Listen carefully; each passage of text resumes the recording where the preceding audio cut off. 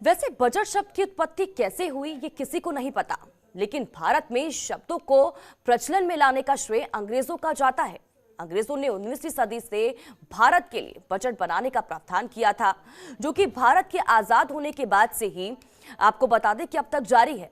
भले ही इसके तौर तरीके प्रक्रिया बदली, लेकिन बजट को लेकर लोगों की उम्मीदें और आशाएं वही हैं।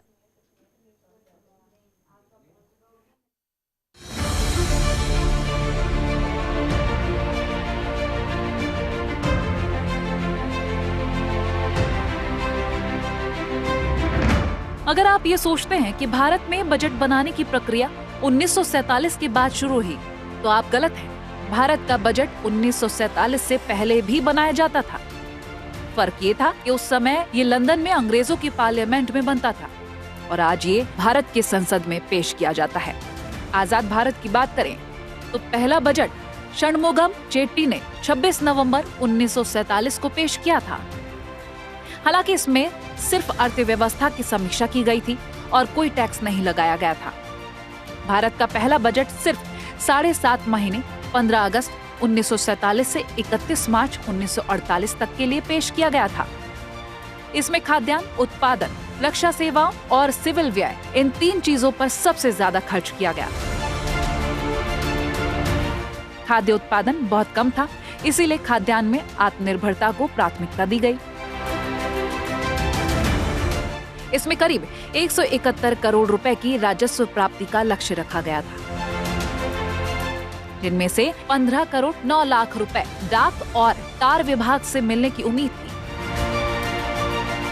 1947 से लेकर अब तक देश में 73 आम बजट, 14 अंतरिम बजट या 4 खास या मिनी बजट पेश किए जा चुके हैं। षणमुगम शेट्टी के बाद वित्त मंत्री जॉन मथाई ने पहला संयुक्त भारत बजट पेश किया था। इसमें रजवाड़ों के तहत आने वाले विभिन्न राज्यों का वित्तीय ब्यौरा भी पेश किया गया था। इसके बाद आती है गणतंत्र भारत के पहले बजट की बात। 1950 में भारतीय गणतंत्र का पहला बजट पेश किया गया। संविधान अपनाकर देश को गणतंत्र घोषित करने के बाद ये पहला बजट था। बजट का मुख्य उद्देश्य योजना आयोग की स्थापना करना था, जो देश के संसाधनों का उपयोग करने के लिए प्रभावी योजनाएं तैयार कर सके। 1950 की शुरुआत में भारतीय बजट सार्वजनिक क्षेत्र और वित्त विभाग के इर्द गिर्द ही सिमटा रहता था। इस दौर में कृषि क्षेत्र को प्राथमिकता दी गई। रक्षा और सिविल व्यय चरम पर रहे। बजट में अधिकतम आयकर की दर को 30% से घटाकर 25% कर दिया गया। 1951 से 1960 भारतीय विकास का फर्स्ट गियर। इन वित्तीय वर्षों की खासियत औद्योगिक विकास रहा, जिससे वार्षिक विकास दर 8% के अहम स्थान पर पहुंच गई। ये रासायनिक उद्योगों के विकास, लघु उद्योगों को प्रोत्साहन से जुड़ा था। शिक्षा के क्षेत्र में आवंटन में वृद्धि हुई। वायुसेना और नौसेना के विस्तार कार्यक्रमों के चलते रक्षा खर्चों में बढ़ोतरी हुई। पूंजी की लागत बढ़ी और बचत के लिए प्रोत्साहित किया गया। लोहे, इस्पात और एल्यूमीनियम के उत्पादन में बढ़ोतरी इस साल की एक और उल्लेखनीय विशेषता थी, जिससे औद्योगिक उत्पादन के सूचकांक में 1/3 से अधिक की बढ़त हुई। 1960 से 1970 जब बढ़ने लगा रक्षा बजट, इन वर्षों के दौरान बजट निर्माण में सबसे अधिक जोर देश की रक्षा क्षमता को लेकर बेहतर बनाने पर दिया गया। निर्यात के प्रोत्साहन और विकास के लिए बजट मुहैया कराया गया। औद्योगिक और निवेश क्षेत्रों में वृद्धि हुई। रेलवे और उद्योगों को विदेशी सहायता मुहैया करवाई गई। बजट में पहली बार नेपाल, भूटान और अफ्रीकी देशों को विदेशी सहायता मुहैया कराने के लिए प्रावधान किए गए। 1970 से 1980 रोजगार बढ़ाने वाले बजट। इस दौरान बजट की खासियत रोजगार के पर्याप्त अवसर मुहैया कराने की रही। शुष्क खेती वाले इलाकों पर अत्यधिक ध्यान दिया गया। छोटे उद्यमों और उद्यमियों पर खास तौर पर ध्यान दिया गया। शहरी एवं ग्रामीण विकास, पेयजल सुविधाएं और पेंशन योजना पर ध्यान दिया गया। बजट में जनरल बीमा कंपनियों, इंडियन कॉपर कॉर्प और कोयला खदानों के राष्ट्रीयकरण के लिए 56 करोड़ दिए गए। 1981 से 1990 सामाजिक समानता वाले बजट। इस दौरान अनुसूचित जातियों की सामाजिक आर्थिक स्थितियों में सुधार और विकास नीतियों का प्रमुख तत्व बना रहा। 20 सूत्रीय आर्थिक कार्यक्रम के तहत भूमिहीन और कमजोर वर्ग के लिए 50 करोड़ रुपए का प्रावधान किया गया। जनजातीय उप योजना के तहत आदिवासियों और उनके क्षेत्रों में विकास कार्यों के लिए 70 करोड़ रुपए का प्रावधान किया गया। औद्योगिक विकास की दर इस दौरान 4.5% तक बढ़ गई थी। 1991 से 2000 आर्थिक उदारीकरण का दौर। 1991 से 92 में आर्थिक उदारीकरण की शुरुआत हुई। आयात निर्यात नीति को संशोधित किया गया और विदेशों से प्रतिस्पर्धा करने के लिए भारतीय उद्योग पर से आयात शुल्क घटाए गए।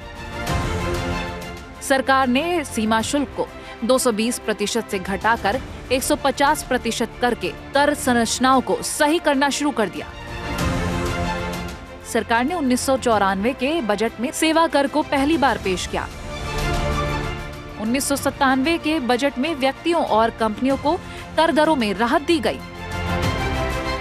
2000 से 2011 आईटी क्रांति का बजट। इस अवधि के दौरान सॉफ्टवेयर निर्यातकों के लिए प्रोत्साहन को खत्म कर दिया गया था। 1991 के बजट में सॉफ्टवेयर निर्यात से होने वाली आय को 3 साल के लिए कर मुक्त कर दिया गया और फिर 1995 के बजट में कर छूट को बढ़ा दिया गया था। विश्व में भारत को सॉफ्टवेयर विकास के प्रमुख केंद्र के रूप में बढ़ावा देने के लिए किया गया था।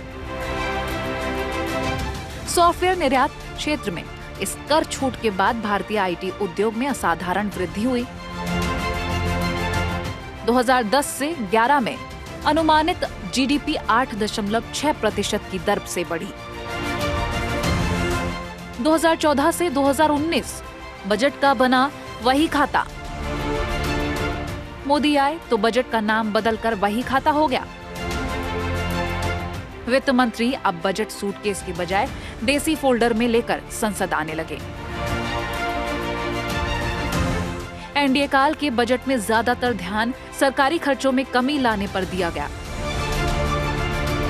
विनिवेश को बढ़ावा दिया गया और सार्वजनिक कंपनियों में सरकारी हिस्सेदारी बेचकर राजस्व प्राप्ति की गई। कृषि और सिंचाई पर सरकारी खर्च न बढ़ाकर पीपीपी मॉडल के जरिए निवेश की कोशिश की गई। रेल और आम बजट को मिलाकर एक कर दिया गया। बजट अब 1 फरवरी को पेश होने लगा। 2016 में नोटबंदी और 2017 में जीएसटी को लागू करने के लिए बजट का इंतजार भी नहीं किया गया। स्वच्छ भारत अभियान, आयुष्मान योजना और मेक इन इंडिया की छाप इस दौरान लाए गए सभी बजटों में साफ तौर पर देखी गई। Bureau report, Janatantra TV.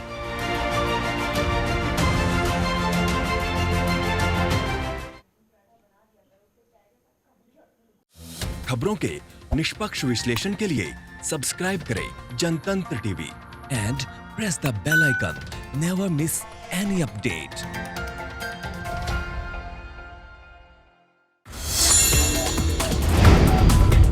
Download the Janatantra TV app, available on Google Play and App Store.